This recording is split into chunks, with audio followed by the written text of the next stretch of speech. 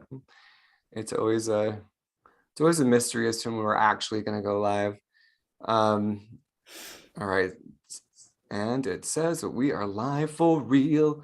So hello, everybody. I am Kat Udero, psychic empath and psychic wrangler. And before we see who I've wrangled in today's show, let me welcome you to Third Eye Salon, where in each and every show, we do take a fresh and deep look between the veils of reality. And in today's show, we're looking between the veils of our body's holy wisdom, the inner elemental, elementals out there, the angelic realm, hybrids, and also the high beings of Hawaii. There's so much to cover in our time today with Tanis Helliwell. But before we meet Tanis, I want to say hello to my bestie, Linda, psychic business coach and psychic and conscious business coach. She can kind of do it all. How are you, Linda? I love you. I'm doing well. I love you too. I love everybody that's out there. Thank you so much for joining us this morning. I'm really excited to talk about elementals and learn all of these juicy things that we have coming up.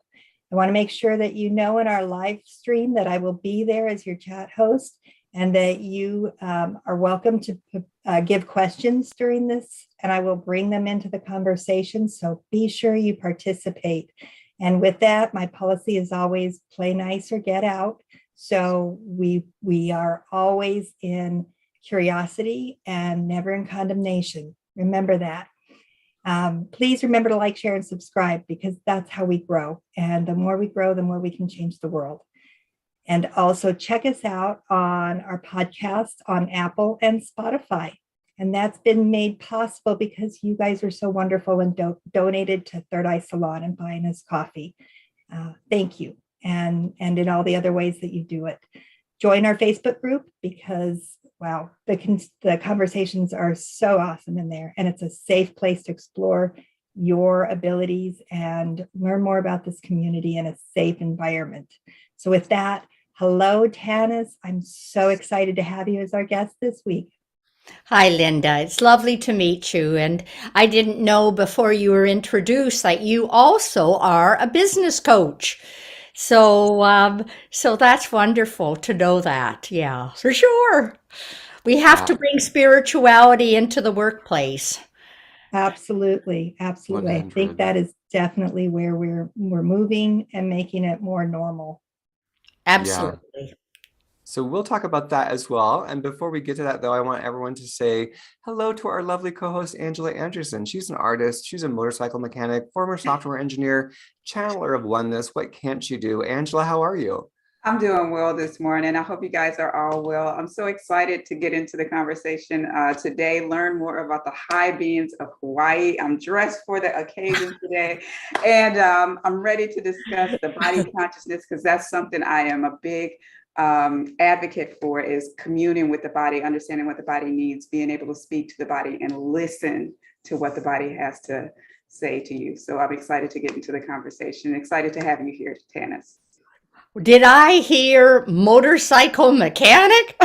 More motorcycle builder than mechanic. I leave the mechanic aspect to the professionals. I work on the aesthetic pieces though, but I do build. I've built about 5 bikes so far. Wow. Oh my heavens. Yeah. Great. All right, I'm going to read Tanis's bio before we get in the conversation, because some of you may not know her. So just extensive work. She's been living her gifts since she was 28 years old. So Tanis Helliwell founded the International Institute for Transformation in 2000, offering programs to assist individuals to become conscious creators, to work with the spiritual and natural laws that govern our world. In Germany and Switzerland, she worked with psychiatrists and doctors, pioneering healing psychological wounds through using higher states of consciousness. Her books include Hybrids, So You Think You Are a Human, Summer with the Leprechauns, Pilgrimage with the Leprechauns, Take Your Soul to Work, Manifest Your Soul's Purpose, Decoding Your Destiny, Keys to Humanity's Spiritual Transformation, and High Beings of Hawaii, Encounters with Mystical Ancestors. Tanis has spoken at conferences including the Science and Consciousness Conference, the World Future Society in Washington, D.C., Spirit and Business Conferences in Boston, Toronto, Vancouver, and Mexico. She's also presented at Findhorn, Hollyhock, A.R.E. Edgar Cayce, Alice, Bailey, and Anthroposophical. I think I said it right this time. Events. In addition to spiritual workshops, she worked consecutively for 30 years as a consultant to businesses, universities, and governments to create healthy organizations to help people develop their spiritual and professional potential. She was a faculty member to the Banff Center for Leadership for over 20 years and includes IBM and many medical, social service, and environmental agencies among her clients. Both in corporate and spiritual work, Tanis is committed to helping people to develop right relationships with themselves, others, and the earth. Tremendous, tremendous. So give us a thumbs up if you're excited to learn about any one of those things, the elementals, the higher beings of Hawaii, and what we're going to really focus on part 2 in the show is hearing our body's holy wisdom. So again, thank you so much for being here, Tanis. And let's just get into a couple of things real quick, because I know that you grew up being able to see and hear the elementals and spirits. That wasn't something that happened to you later in life. It just never left you. Is that right? That is correct. That's correct, Kat. And yet I didn't speak about it. I came from a family where we didn't talk about these kinds of things. I suppose they were wounded during the witch trials or something, and had learned to hide and keep secret and these kind. Yeah, so I think that that's what happened. But my mom was Irish. She had second sight. But I discovered it not from any conversation that we ever had, but just from observing how she would use it and then hide it. So yeah, so it and I think most children can see other realms. I think it's like the Peter Pan, and how the children go to Never Land, and that's the magical realm where they can fly and they can do all these things and have all these adventures, and that they have little elemental friends who talk to them, and they have little tea parties with them, and their parents say, oh, who's your little friend, and they kid them along, and they don't see anything, not the parents. But for the children, they actually see this. But then when they come to puberty, or when they go to school, there's 2 stages when we shut down. One is when we go off to school at age 7, and the other's at puberty. Then they close the veil. And then they don't see anymore. We learn not to see. So my work has always been to help people to learn to see. Do you feel that in observing your mom's ability, and that she was doing these things, but just sort of like doing it and then masking it, doing it and then masking it, did that give you permission to not shut off? Or was it like, what allowed you to stay connected and not shut off? Was that a soul agreement, or do you know why that was for you?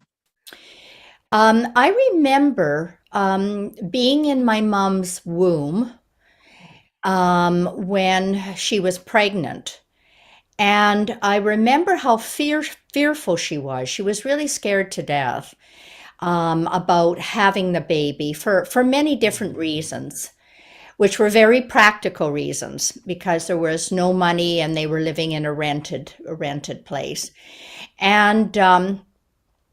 And I remember being in her womb and trying to comfort her and tell her that I was going to be a good child and we'd really get on and things were going to be fine.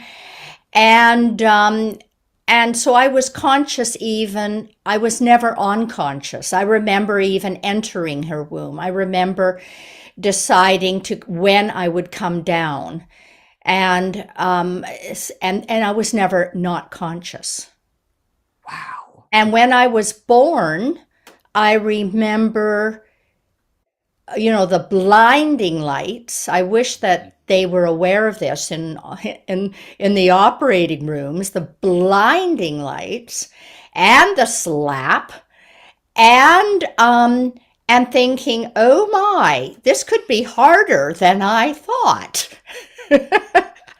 Yeah. Go on.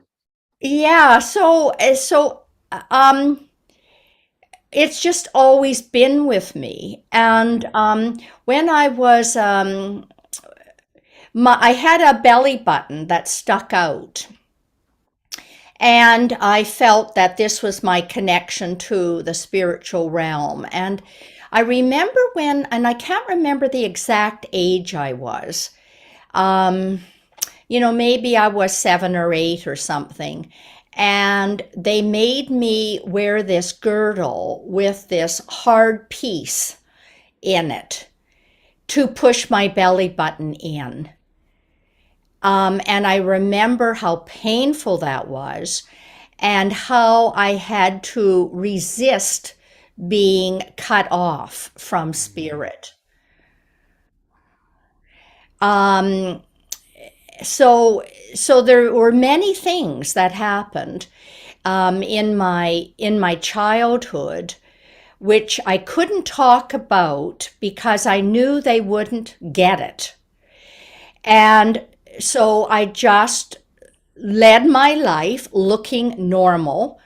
And my parents had a hardware store, so there's nothing more normal than that. And so I actually chose the perfect parents to learn to be normal and pass in the world as a normal, whatever normal is. But what I'm trying to say is, I really feel that people all have this. Yeah. Yeah. I feel like, I mean, that's such a, wow. I mean, what a resilient soul to be able to say, nope, I'm not going to disconnect. Nope, I'm not going to disconnect. And to just stay in that connection and never shut down. Do you recall who you were or who you were before you incarnated or a lifetime before? Are you an elemental soul? Like, how would you identify yourself? People look at me and think, and especially because Pixie? because I've written books about elementals, they feel, oh, she must be writing those books about elementals because she is one. She's an elemental hybrid. But in fact, I'm not.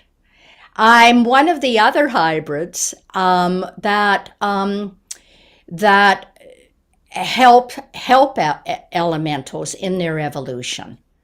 Oh. And so when elementals know me, they feel very safe with me, and seen and protected, and they know that I won't betray them.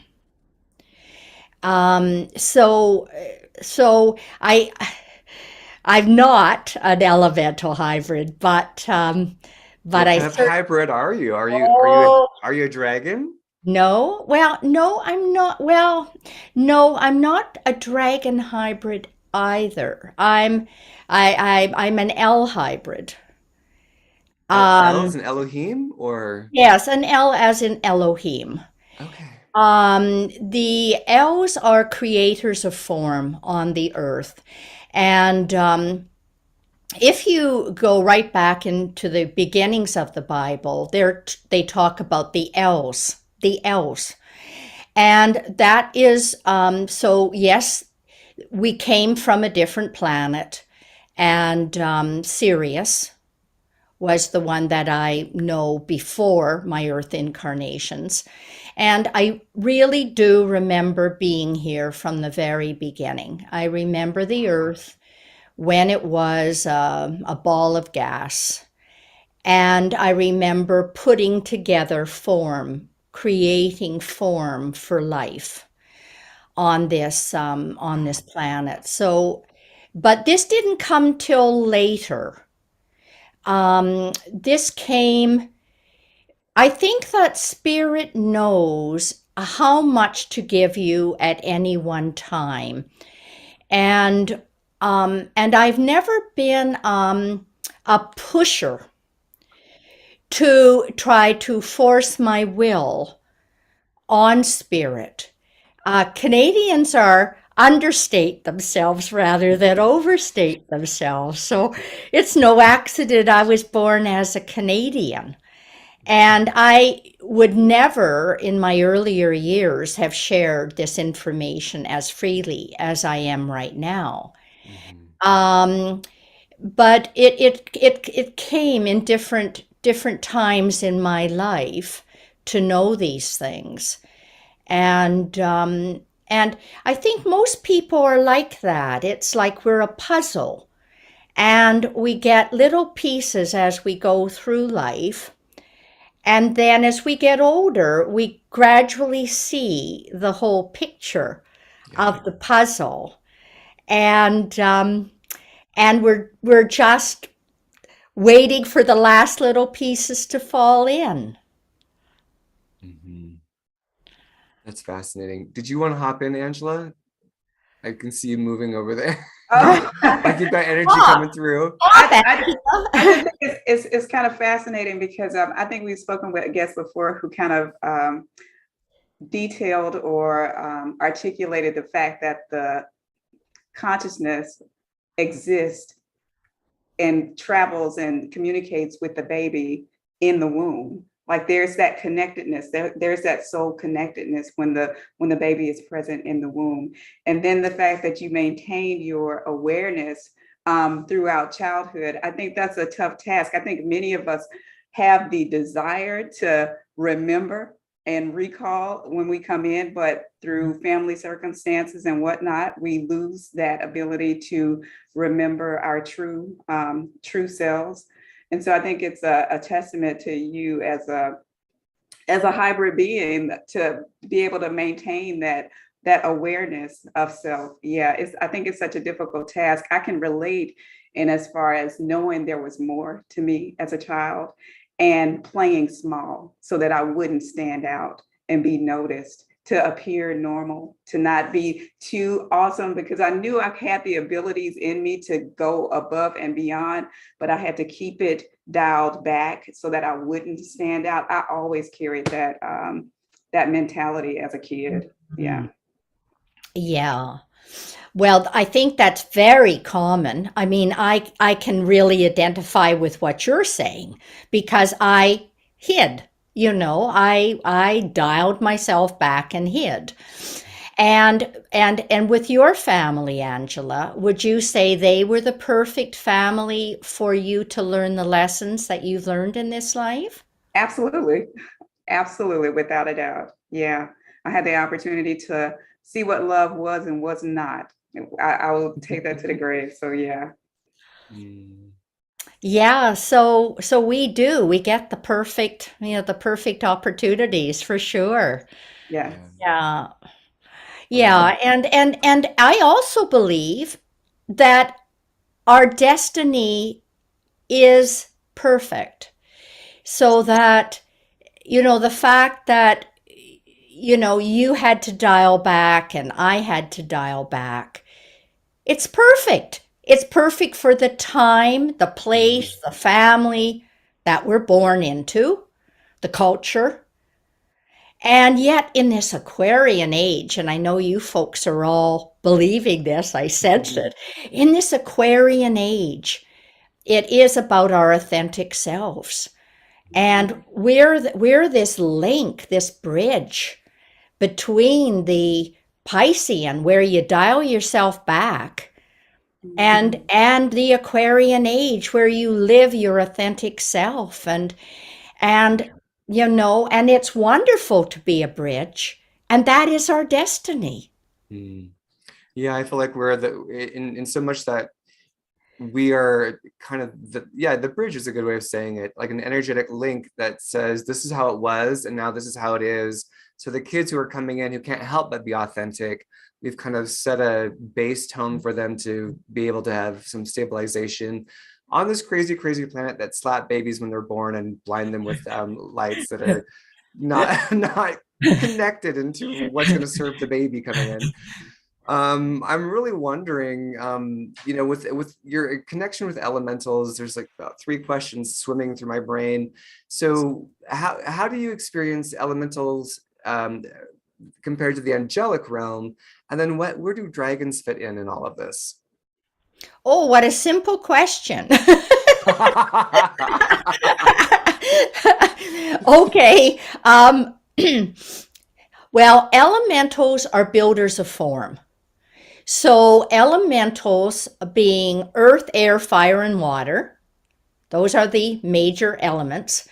They build all the form on this planet. So they build the rocks, the trees, the crystals, the air, everything. Wow. Okay, so they build form.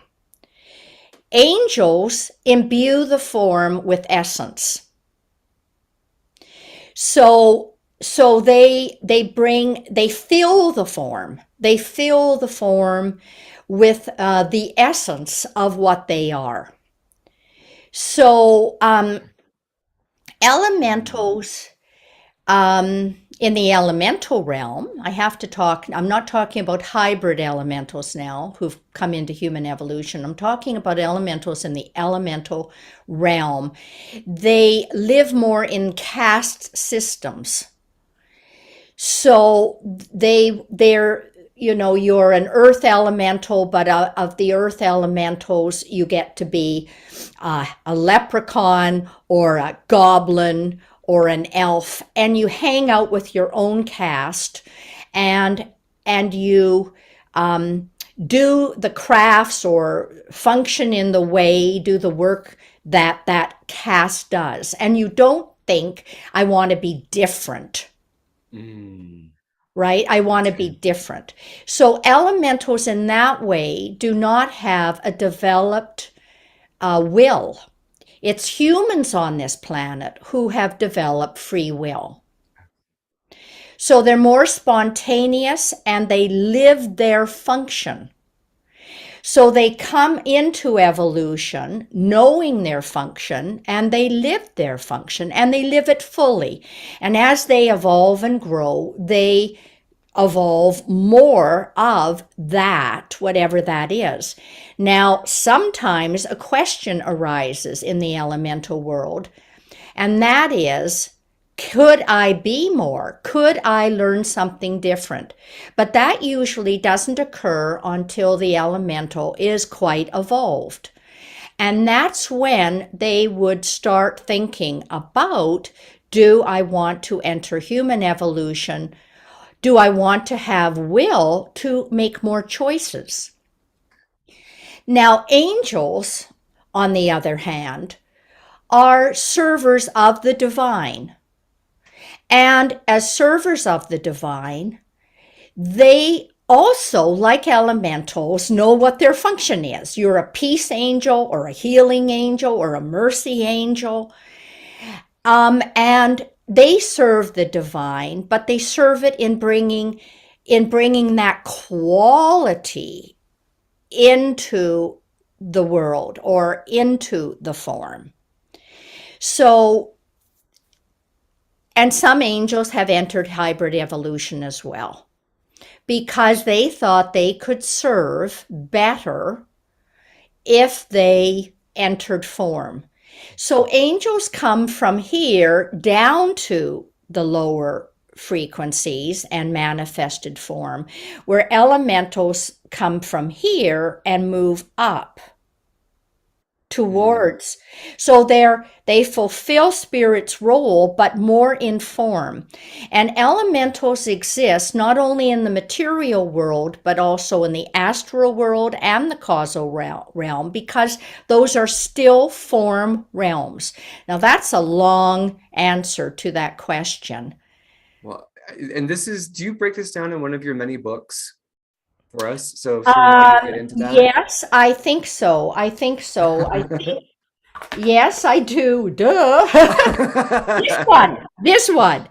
The Okay. Decoding Your Destiny, Keys to Humanity's Spiritual Transformation. Yeah, I do talk about the evolution of all beings on this planet and how we go through that. So, yeah. It's so fascinating to me because I'm very akin to the Fae realm on one level. I feel like I feel like I'm a multi-hybrid soul, to be honest. It's like I can feel Fae, I can feel angelic, I can feel ET. Like I feel like I've got these threads that come in from all these different places. And I just like, and how the Devic realm, you know, how the angelic realm works with the Devic realm. Would you say, is the Devic realm another term for the Fae world, or how do you identify that? That always is a little difficult for me. Okay. Yeah, when I think of divas, I think sometimes of tree divas, for example, which would be the consciousness in trees, and how you could have a diva who was so evolved, it would be a diva over the whole forest. Okay. So it, for me, it's more, I don't know how to, more, a larger developed consciousness is probably the way that I would say it. Okay. Okay. Yeah, and can I comment? I didn't go into dragons. Yes. We're gonna come back to dragons. Yes, go into dragons, please. Okay, and the reason is, and it goes back to what you said about yourself when you said, "Oh, I could, you know, I feel attracted to the the Fae realm. I feel attracted to the angel realm, and a little bit of this, and then there's the divas, da da da da." Well, dragons, a dragon can work with all four elements: earth, air, fire, and water. And a dragon is a star being. So it's a star being that is conscious, working with all four elements. And so a dragon hybrid could feel that they had attraction to everything in a way. I'll tell you one of the qualities of dragons. They're very possessive. They're a bit like a control freak. That I've got.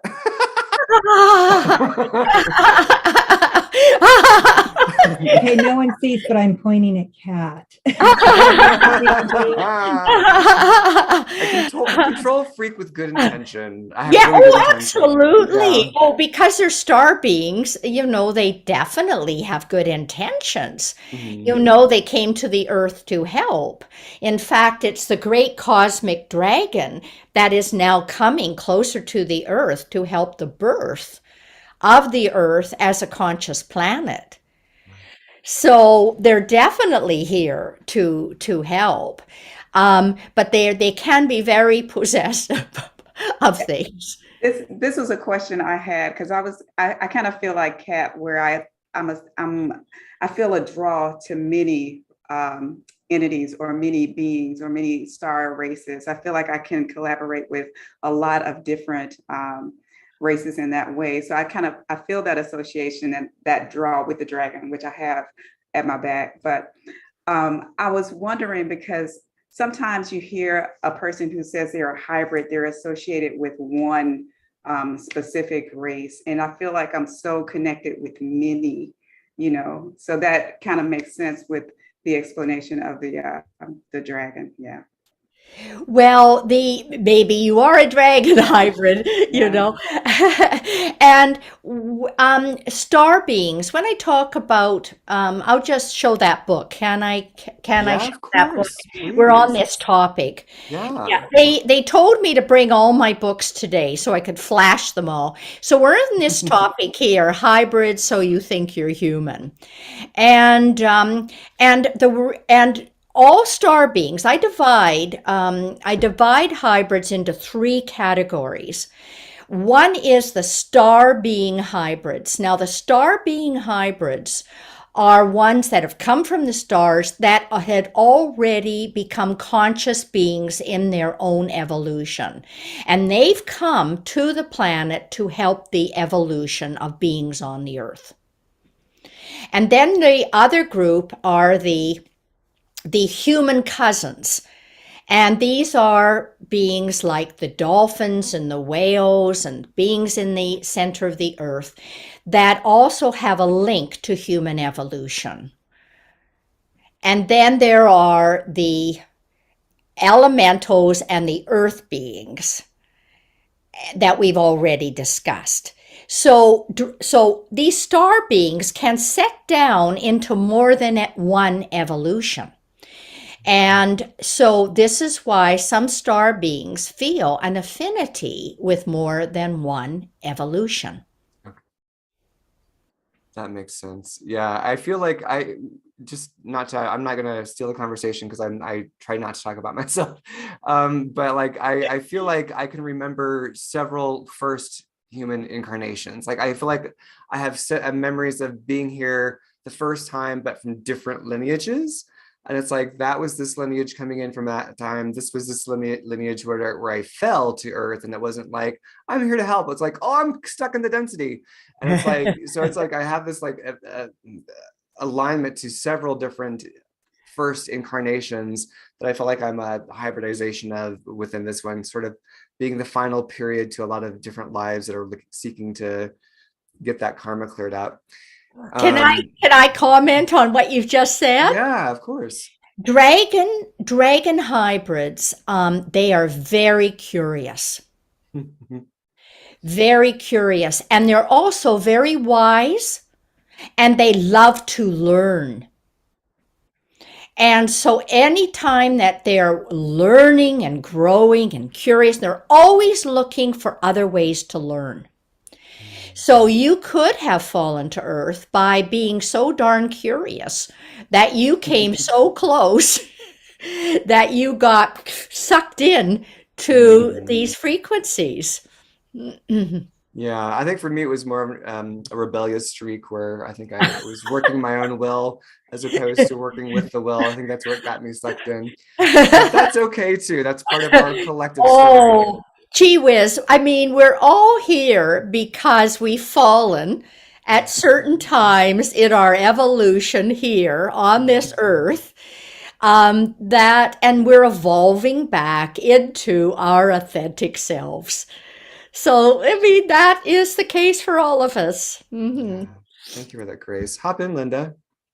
Well, I just wanted to bring up, because you mentioned whales, that we've had several people say they've seen whales this morning before the show, that they're curious about your connection with whales or what you have to say about their purpose. Okay.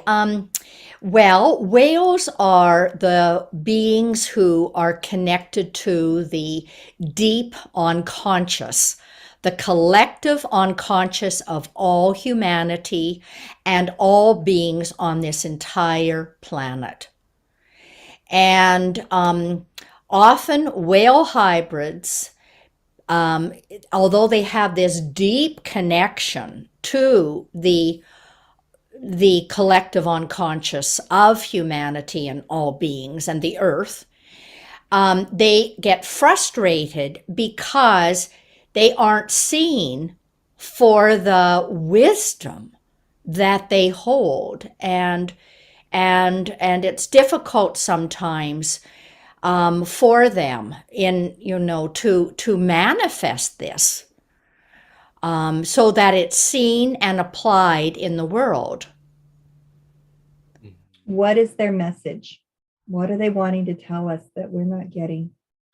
It has to do with the earth and the healing of the earth, and to stop doing the things that we are doing to damage other beings and the earth as a whole. That seems to be I think that the fairy realm, I think that's kind of the ETs are all like, hey, hey, hey, hey, hey, hey. Yeah. Like, this is your home. What are you doing? And it's not just your home. She's alive. Like, she's the queen. You know what I mean? Like, this is her jewel. She's the gem in this part of the Milky Way. And, it's we're defacing our queen, in a lot of ways, who's giving us everything, who gives us all the elementals, air, earth, everything fire, everything we need to exist. We are just so disconnected. And do you feel like I know that the elementals, you said before in your talk with our friend Karen, where the elementals are sort of pushing things in our face right now in terms of weather conditions in an attempt to get us to wake up and find some humility. I feel like I think there's a song coming through where the chorus is wake up, wake up. What has your experience been of this, of like all these beings who are here trying to get us to pay attention? Well, these hybrid beings are here to help with the birth of the earth and the birth of and the quickening of consciousness of all beings on the earth, because the earth is a conscious being that's moving to a higher frequency. So because all beings on the earth, each of us is a cell in the body of the earth, we need to move to a higher frequency or we can no longer exist on this body. So they're all here right now trying to help us to do this. And when I say they're coming now, well, some of them have been here for hundreds of thousands of years, which is a very small amount of time, really, right? But they are here to help with this birth of the earth. So what the earth is doing right now is saying, okay, I've tried being, you said mother, I've tried being a good mother. Now you're going to get the Mm. And I say, yay, earth, yay, yay, yay. A little bit more of that is what we need, because people do not change until the pain of not changing becomes greater than the pain of changing. Yeah. Yeah. It seems to be that there's like that nexus point, that lightning strike where the false identity has to finally be addressed. So there can be a rebirth. And it's, if you can do a conscious birth where you come in and you don't need to have that, that's great. But that's not where the bulk of people are on the planet. They're afraid of losing their comfort. They're just so afraid of losing their comfort and how life is right now and what's easy and accessible. And it's like, that's not the point. The point isn't to stay comfortable. That's not how you grow. Hop in, Angela. I can see. Yeah, I was just going to say, ultimately, though, it comes down to choice, right? Everybody has to choose for themselves whether or not they are ready, whether they're ready to ascend with the earth. And those who decide that they're not, they'll remain. And those who decide that they are ready will ascend, make that ascension with the earth. But it comes down to choice. It's not a forced thing that happens. That's right, because humans do have free will, and it is a deciding time, and it's even more than just the ones that chose this and the ones that chose this. I think that most of us are somewhere in the middle, really.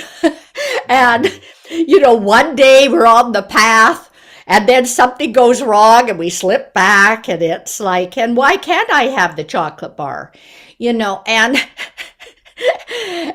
and so it's a little bit of this is going on currently. Would you agree, Angela? I would say absolutely. I think it's the transition. It's the transition. It's the process of getting acclimated to what that higher frequency, that ascension entails. So it's releasing the old self, making that conscious choice to release the old self. And that in itself is a step-by-step process. But then again, that's what we came for, is the journey of making that release and experiencing what it is to make that choice, to make a conscious release of that which no longer serves, and moving toward that which is built on the foundation of love and oneness. Yeah, absolutely. Yeah. And sometimes it's a 2-step back, or 2-step forwards, 1-step back, or that whole dance as you get acclimated to that, your true self, your authentic self. Hop in, Linda. Do we have more questions? Or we do. We have, and that kind of goes along with this as far as us being humans. Somebody asked, Lydia asked, are there any Earth humans, past or present, that are not connected to the galactic. Well, in our soul, no. In our soul, all of us are connected. Yeah. So it's not the connection, it's the feeling, knowing, being, the beingness of it, it's yeah. I think it's the illusion of the disconnect. Yeah, absolutely. And this is what my newest book is all about. What we're talking about here. It's we're going through a dark night of the soul currently, collectively. And it always before it's been that individuals went through a dark night of the soul when they evolved to a point where their ego was so full and they had learned so much and they had developed so much that their soul started to enter more into their personality vessel and they became a soul infused personality. And then often in this period where they're cracked open, and this is why Jesus said, lest you be born again, you will not enter the kingdom of God. He's talking about consciousness and awakening. And so they got cracked open and then they were taken into seclusion so that they could continue the process of letting go of the ego to become conscious. So this dark night of the soul has always been with us as an evolutionary step, and there have been way showers ahead of us. And now what's happening is we're all being cracked open. We're entering this time where we're all cracked open and we've all got holes. We're all holy. And the thing is to look at what in our ego is holding us back so that we cannot move forward. So that's why I wrote this book, Good Morning, Henry, was about how do we go through this? What are the common things that are holding us back from becoming enlightened? Well, let's talk about the new book in just one second. We've got another question here that I thought was a really good question from Misty. And she says, I've been getting the cries for help from Gaia and the elementals a lot lately and get messages from beings from the inner earth. Do you believe there are many elementals that reside there? So I guess let's back up a second and say, what is your understanding of inner earth and how do the elementals connect to inner earth with your wisdom? There are conscious beings in the inner earth. I talk about it in hybrids. And these were the beings who in the second stage of our evolution as humans, the Hyperbean, and then we went into the Lemurian stage. And these beings were very open in the third eye, and that's where the myths about the Cyclops came. And what happened was they were very good in helping the Lemurians and the Atlanteans in developing advanced technologies with crystals, advanced technologies with healing with sound vibration and light vibration. They are very advanced with working with magnetism and all of these principles that we're going to be needing in the Aquarian age. But the Atlanteans misused it. So these beings decided they were going to go into the inner earth. They're still there in a different dimension. And some of the beings who decided to stay on the earth became the giants. And So it's the same race that decided two things. It's like the dolphins are humans that went into the water, and we're humans that stayed on the land. And these beings in the center of the earth are working with the UFOs and the landings and the comings and the goings. You could say that they're the air traffickers, and they are there working with crystals and all these kinds of things. And there are inner earth hybrids. Some of my students are inner earth hybrids. They're usually very quiet, very fair of skin, often end up losing their hair. What's that called? Alopecia? Yeah. This can be common as well. Very much introverted and usually interested in these kinds of healing techniques I've mentioned. You are such a vast canon of wisdom in and of yourself. We're going to have you on for a part 2 at some point. Before we get into to Henry, do you want to have any final questions from Linda and Angela on these topics? I actually have one from our audience again. And sorry, I forgot who asked it, but we'll get it in. Do beings, elementals, or dragons make themselves known through clouds? Seeing the shapes of them in the clouds, like seeing a dragon in the cloud. How do they show up to us? Those would be ARE elementals. They're sylphs. And so those beings usually are the beings you're seeing, the sylphs in the clouds. Great. Angela? I don't have anything.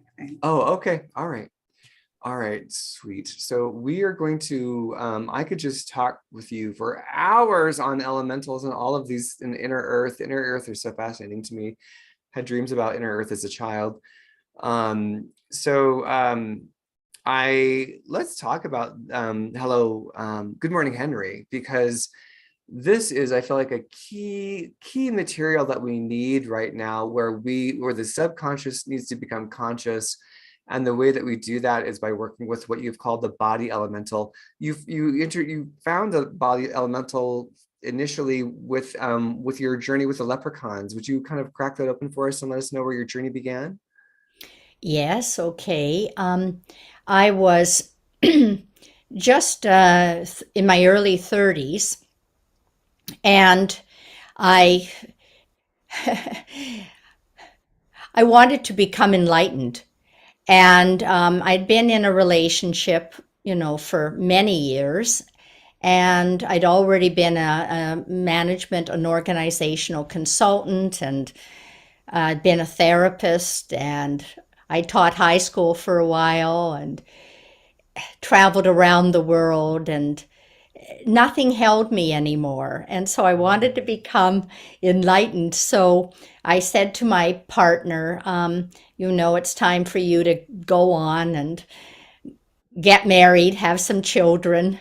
And because I could Not with me. I could feel that's what he wanted, and we'll sell our house, and I'm going into retreat. So anyway, I went into retreat in Ireland, but the cottage turned out to be haunted by elementals.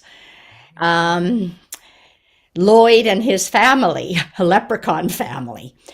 And so my experience of trying to become enlightened was very different. And at night, and yet I didn't give up, even though I was having all these things happening during my daytime hours with Lloyd and whatever going on. At night, I was busy meditating on letting go of all my, the 7 deadly sins and all this kind of thing. And one time when I was meditating, and I think it turned out that I realized there was a different being inside me, this conscious being. And I said to it, well, like, who are you? And it identified itself as my body elemental. and said that it had been with me not only since birth, but through all my lives, and that it built my body from life to life, and not only my physical body, but also my emotions, my astral body, my mental body, and giving me all the gifts I needed. So it built all the bodies in form, and that's why it called itself elemental, because it built the form that would allow me to have this personality. So that's how I met my body elemental, and that was a good long time ago. And only now have I written this book about it. So once again, spirit has its timing, and I write books according to what spirit wants, when it wants it. And even that Leprechaun book, that first Leprechaun book I wrote, you know, I was told by Lloyd, you have to wait 10 years to write this book. And I did. So that is, the body elemental are words coming out of anthroposophy. Rudolf Steiner called it the body elemental. And Eckhart Tolle. what's anthroposophy? So you know. Anthroposophy was founded by Rudolf Steiner. And Rudolf Steiner was an Austrian mystic living 100 years ago. He is best known because he founded the Waldorf schools of education, but he also founded a system of medicine and psychiatry, a system of art, a system of movement and dance, and a system of organic gardening, which he called biodynamic gardening. And a lot of anthroposophists are attracted to my work. I don't call myself an anthroposophist, but I was reading a lot of Rudolf Steiner's work when I was in my 20s. Yeah, and then the door closed to that, so that I would go my own way. Right. But yeah, it's just a huge, I mean, we need to remember him because he was, wow, what a hallmark figure for all of us in terms of a shift in consciousness. And real quick, I want to ask you, when you're talking to Lloyd, the leprechaun, and other elementals, are you hearing it through your ears? Is it an image? Is it a conversation that sounds different in a different voice? How do you experience your connection to the elementals? It's the same as my connection to all beings who are not physical. I see, I hear, and I feel. So kind of a clairsentience, a clairaudience, a clairvoyance. But better than that, I think, is the elementals are in the astral world, which is a little bit higher frequency. And when we're in that dimension, I think a better word for it is knowing. So it's a knowing, and it's instantaneous. So I can break it down into this is the way he sounds, so that the books get written with the way he talks and sounds and the accent he uses. But it comes like that. Yeah, you're just a very clear channel in general. That's what I get from that. I have a quick question. Yeah. How have you used, or how have you leveraged the awareness of the body consciousness? How has that benefited you personally?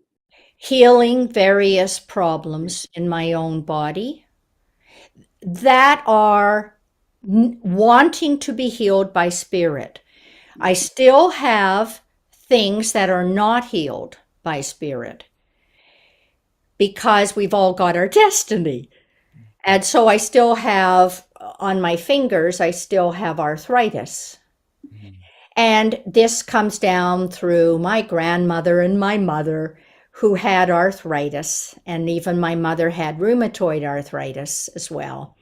But this doesn't, although they're stiff and they don't bend very well, I still garden like crazy, and I don't need to take pain medication or anything, but other things I've totally healed.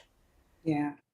So, I so that's think it's, working with I'm the sorry. body elemental and the body consciousness. If it's part of our destiny to be able to heal something, then we can. And if it's not part of our destiny for some reason, even enlightened masters die of cancer, because that is their destiny, and they will learn something through dying of cancer. Right.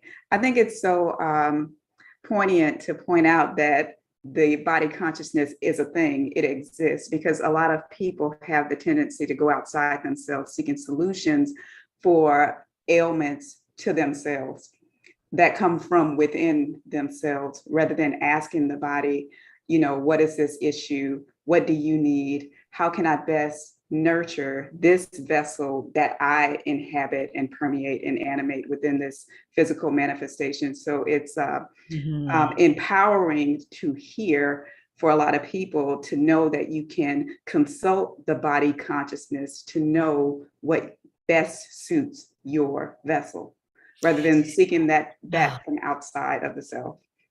Absolutely. Absolutely, Angela. And for example, I had endometriosis at one point in my life. And my partner just happened to be an obstetrician gynecologist. And he made it very clear that, I was going to have surgery.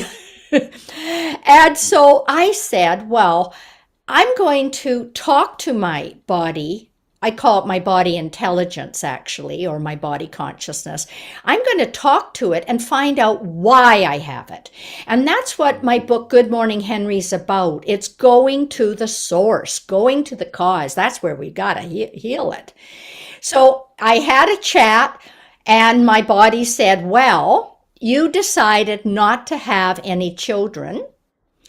And I am a female body, and I wanted to grow something.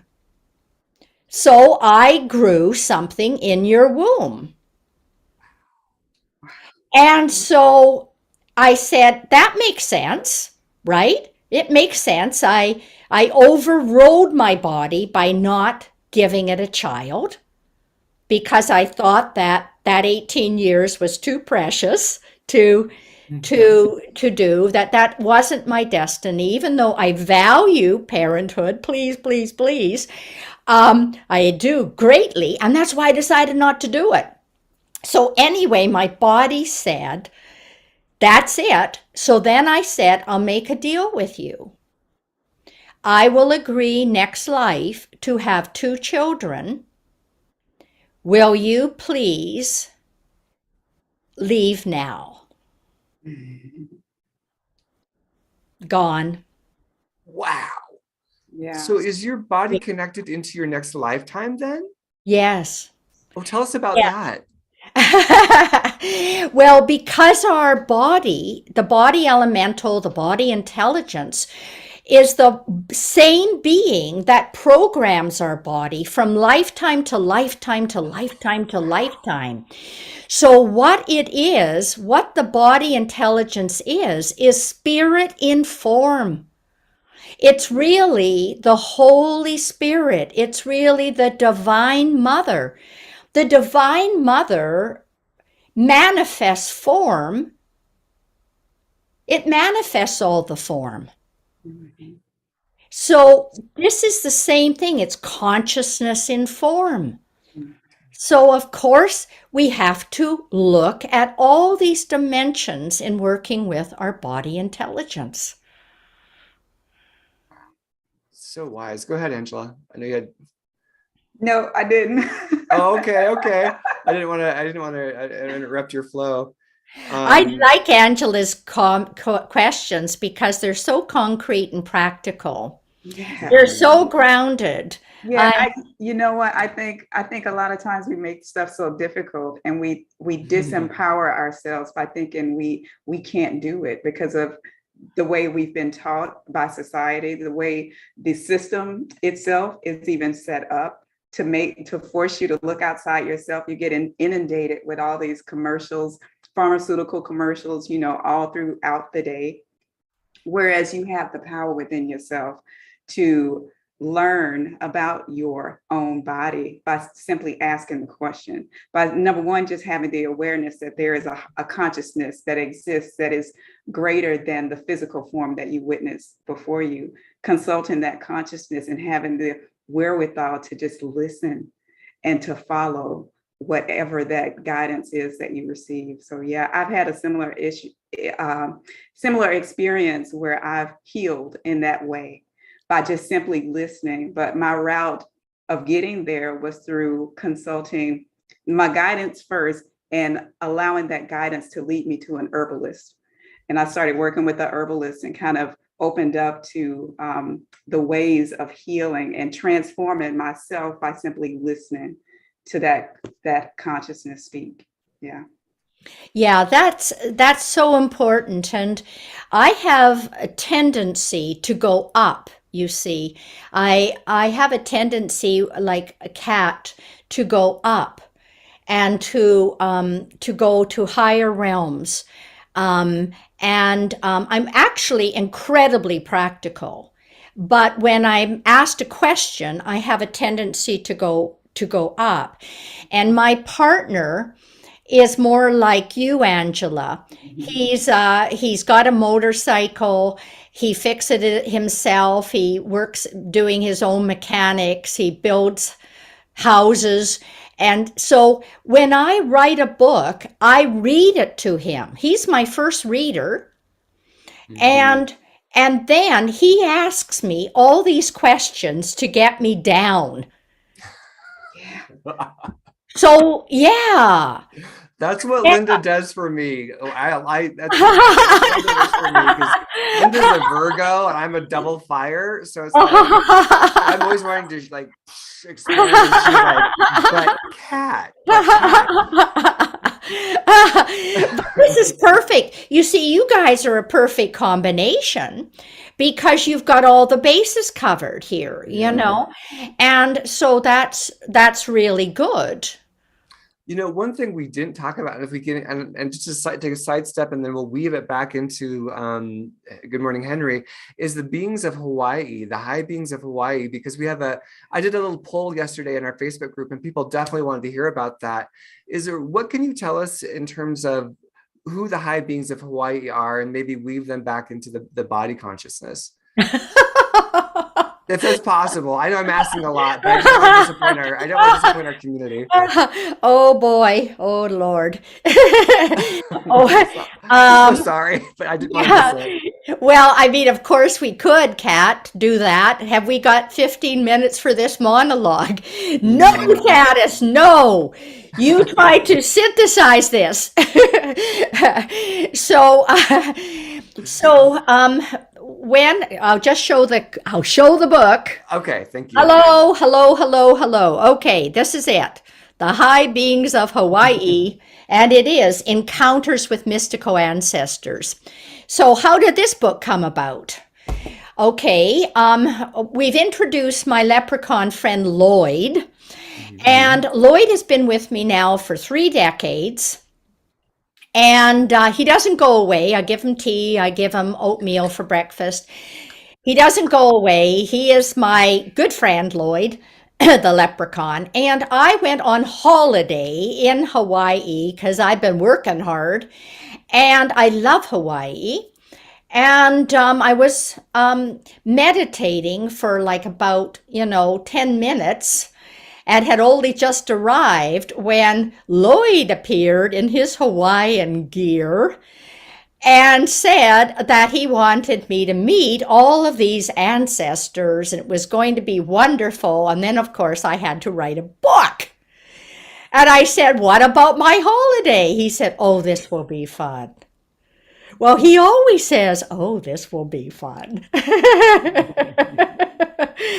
And so the story is about, my time in Hawaii and meeting all of these elemental beings of Hawaii in the various places, but also meeting all the other ancestors. And some of the ancestors were human, and some of the ancestors were not human. And I found out that I had Hawaiian ancestors, which are called mo'o. And this comes down through my mother's side. And the mo'o are like water dragons. And they're especially attracted to Kauai, which is the most spiritual. Even the Hawaiians will tell you it's the most spiritual of the planets. Of the planets, of the A planet in and of itself. yeah. So it's the most spiritual of the Hawaiian Islands, and I was very fortunate because Kimokeo Kapahuluaha, however you pronounce his last name, because I only call him Kimokeo, but he is.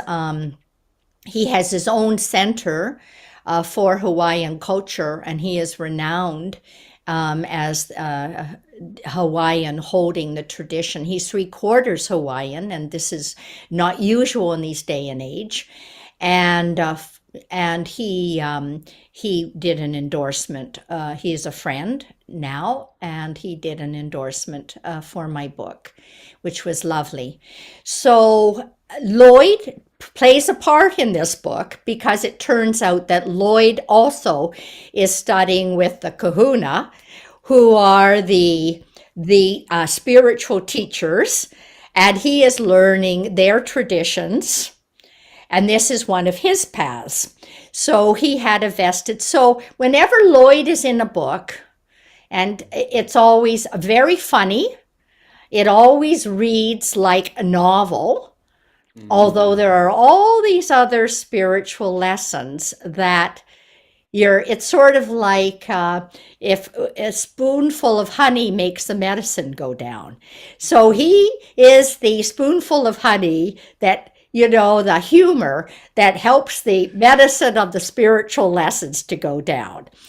So that's fantastic. And I just wish that I want you to have like a value pack where I can buy all of your books in one fell swoop, because I want to get them. So rich. So we'll flip back into, because we have 20 minutes left with the lovely Tanis, and so we want to be very mindful of our time with her. So we'll switch lanes again and come back into the body elemental of the body consciousness.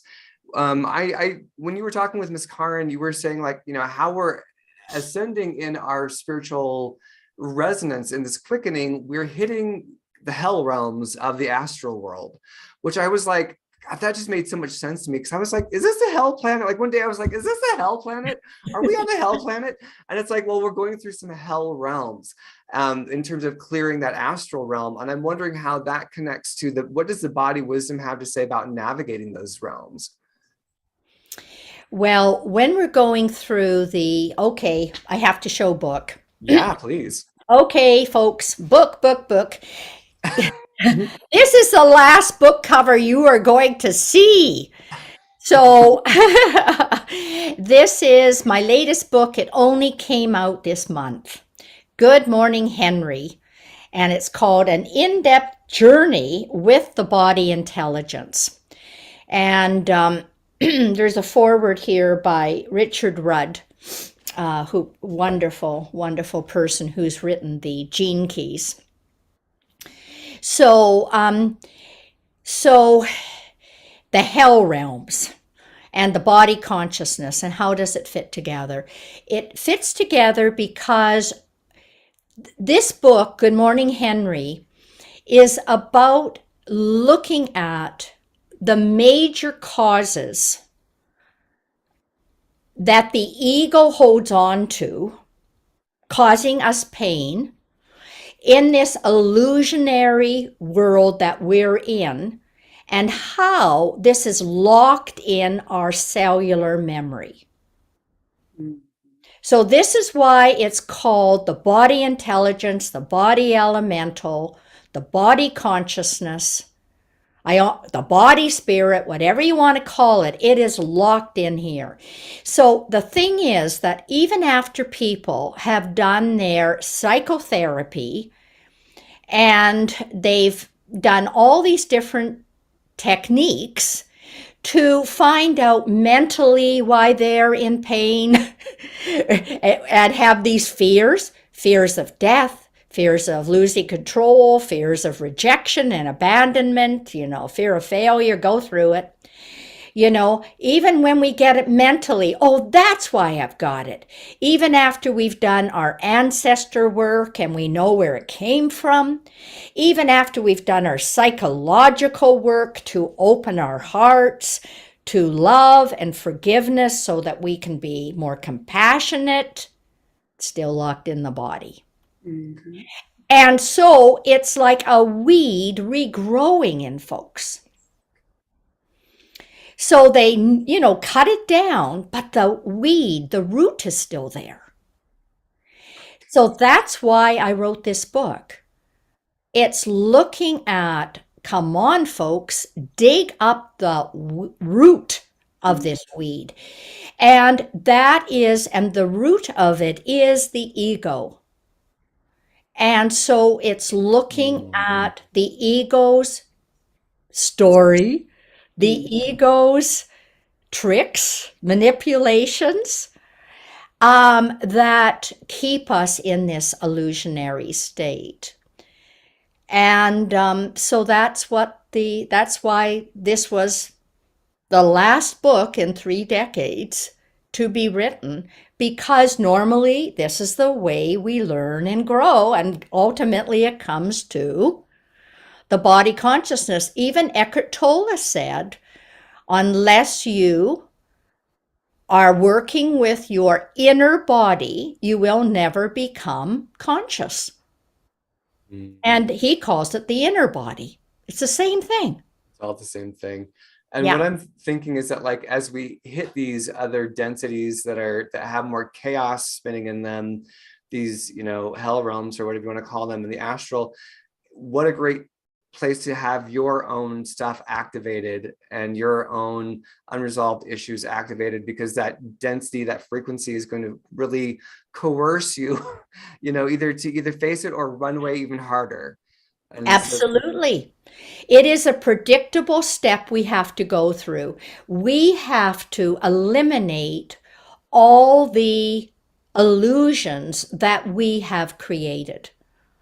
From lifetime to lifetime to lifetime, we have to eliminate those. And after we eliminate our individual ones, great news, we get to work with the collective unconscious of humanity. But it isn't an either or, it's a both and. The more conscious each of us become, just like you folks are talking about here, the more conscious that each of us becomes, the more that we're already working with the collective unconscious of humanity to clear all the illusions that humanity has created. And ultimately, and this is what Henry talks about in the book, and Henry is the body consciousness or the Holy Spirit. Mm-hmm. And what Henry talks about in the book is this very thing about you are doing this at the same time as you're doing your own individual journey. You are clearing the collective unconscious. Nice. Yeah. So what heals one heals the all. Go ahead, Angela. Yeah, I was just going to say, we talk to many people, many teachers, and everybody communicates the same thing in a different way. And it comes down to reframing misperceptions of self is what it comes down to. And that hell realm that we experience is really our subjective experience of the ego's letting go, that ego desire to not be annihilated or undone, basically, is what we Yes. would experience as a quote unquote hell. There is no physical hell, but it's just the experience of the letting go of that which no longer serves. Yeah, but it all comes down to reframing those misperceptions of self, which serve as the root upon which we build all these illusionary or misconceived structures of self. Yeah. Yeah. Oh, well said. Absolutely. It is the hell realms are the dark night of the soul. Yeah, absolutely. And when you're in the dark night of the soul, um, people often talk about how they feel cut off from God. They feel cut off from spirit. Spirit's not talking to them. And why is that? Because all of us have to finally do it ourselves. We have to do it ourselves. And so this is why it's in the body. The body is spirit in form. And we can still talk to spirit in form. We don't have to leave and think God is out there. Right. Yeah. It's so good. That's been my experience as well, in terms of that dark night and being like, this is the richest gift. Oh, and gosh, I think again, it was you, we were talking with, this is what you said, talking with Karn, we're like, the Japanese sword, the strongest, best swords of the Japanese swords are the ones that are heated and hit, heated and hit over and over and over again, so that they become like the best, strongest, sharpest, most effective sword. And so the more that you go through, even though it's not fun to be heated up and hit, repeatedly, but like the point of that, the purpose of that is to come into the strongest aspect of who you truly are and be in that alignment without any impurities blocking your way again. Yeah, that's right, Kat. And this is the purpose. And none of us are given more than we can handle for that to happen. And I believe we have to embrace the opportunity that we're given. So we see it as challenges, but let's reframe it and see it as opportunities. And the more we embrace it, and the less we fight it, whatever those circumstances are in our life. And those can be quite monumental. I mean, people go through the dark night of the soul when they lose their jobs, when their partner leaves them, when they have a healing crisis, when their beloved mother dies, whatever it is.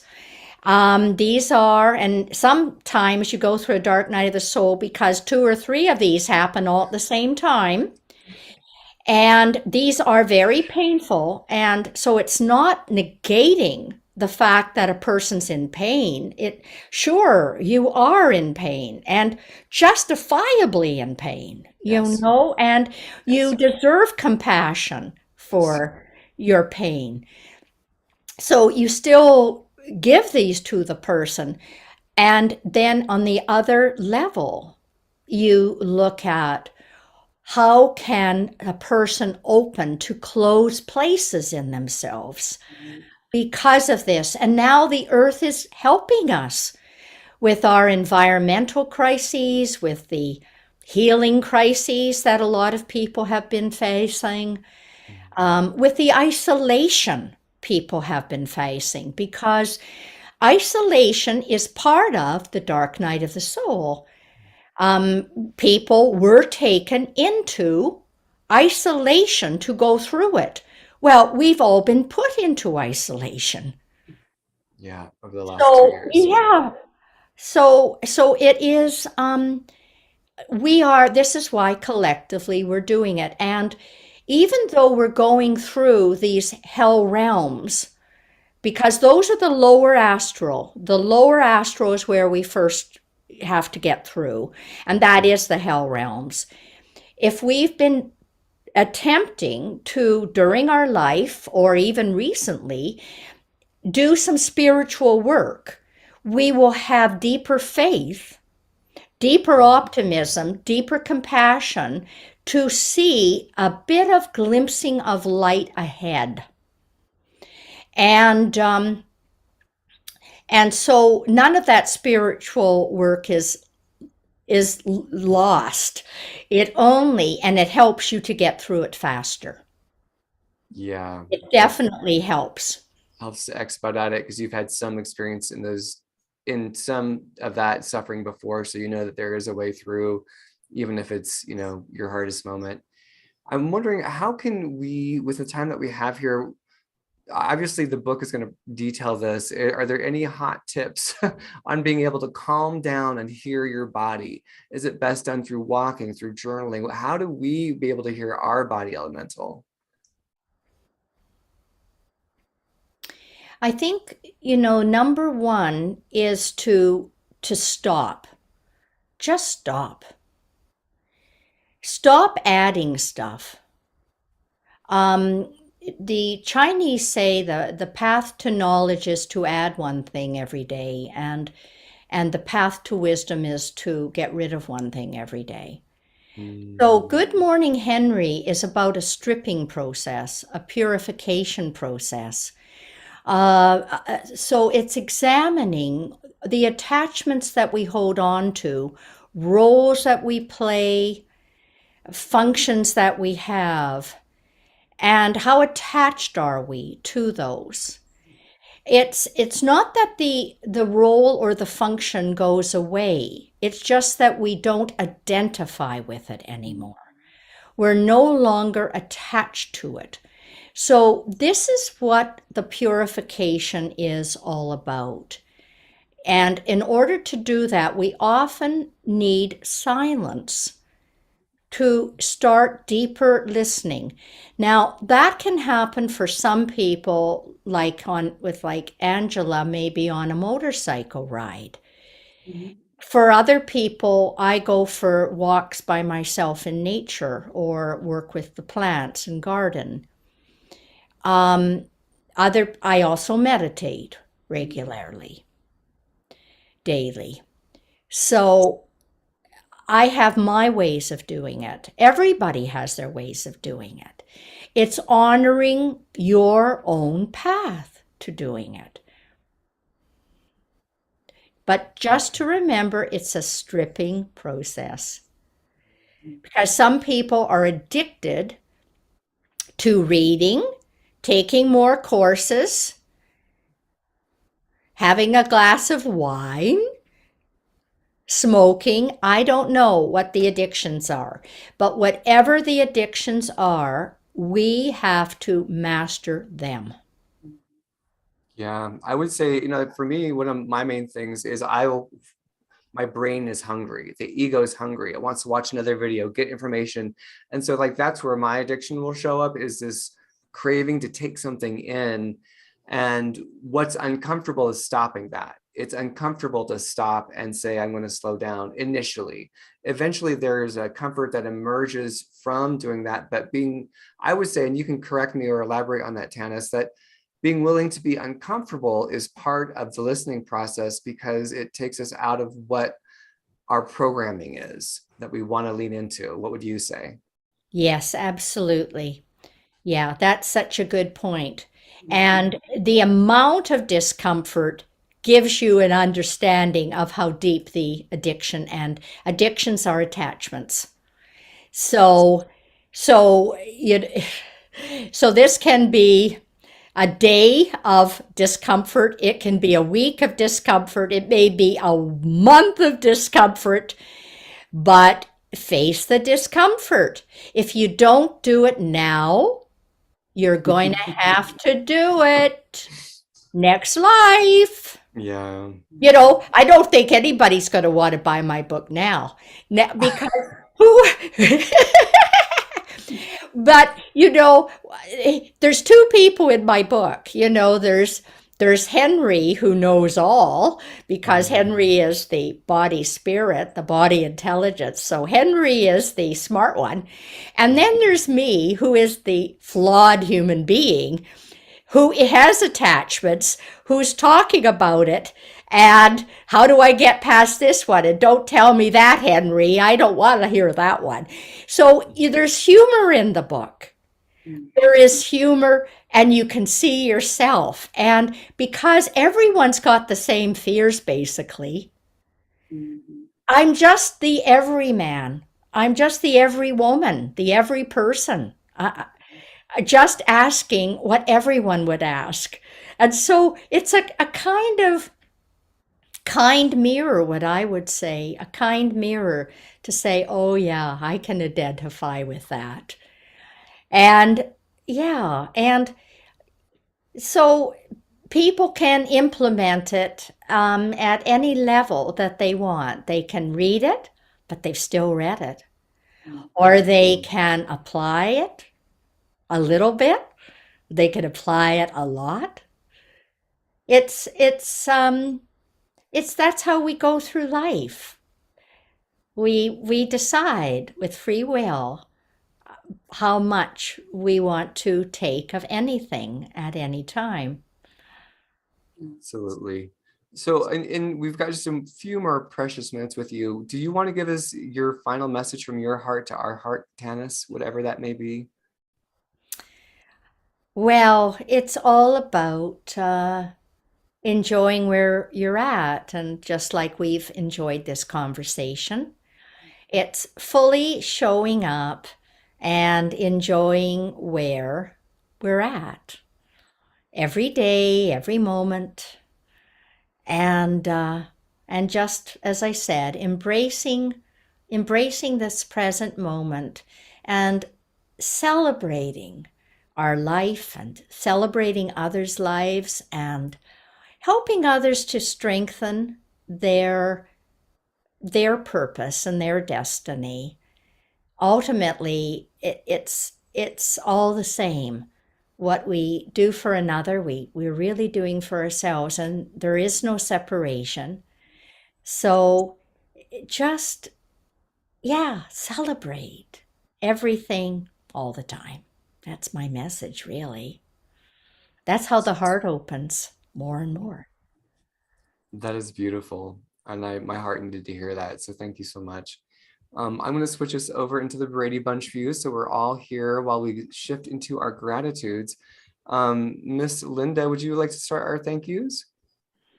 Absolutely. I would love to. Thank you for the amazing conversation, everyone, in the live chat. You add so much to every show. I hope you realize how much we all value you. It's important that you show up because you're showing up in life.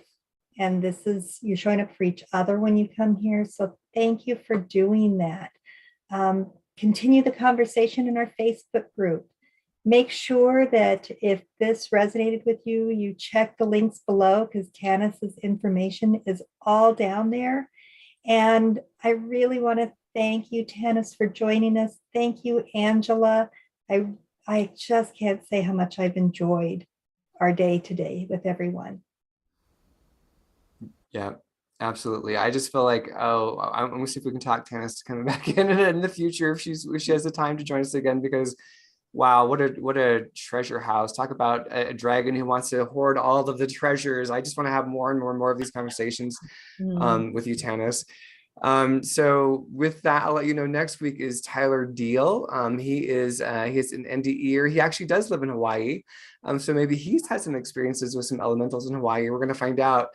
He's a healer. He's just a great guy. He reached out to me a few weeks ago and I had a conversation with him, and wow, what a warm, beautiful heart. So super excited to have Tyler on. And if you haven't already, please go ahead and give us a thumbs up, hit the notification bell, join, subscribe, so that way we can have this extended conversation in our community and we just get to connect more and more.